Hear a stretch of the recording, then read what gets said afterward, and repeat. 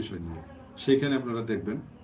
তো আজকে যে গানটা করলাম শেষ গান, এই গানের যে কথা, আমি কথাগুলো বলে লাইভ থেকে বের হব। আপনারা সাথে ছিলেন, কৃতজ্ঞতা জানাই আপনাদের প্রতি।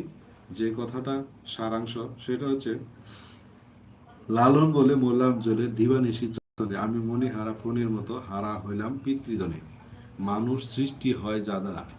আরেকটা গান আছে, নিগুম বিচারে সত্য গেলে যেন মায়েরে বুঝিল তার বাবার ঠিকানা। তাহলে মায়েরে বললে বাবার ঠিকানা হয়, মার কাছে বাবার অস্তিত্ব। বাবার কি অস্তিত্ব দ্বারা আমার সৃষ্টি? পৃথিবীটা তা দিয়েই সৃষ্টি।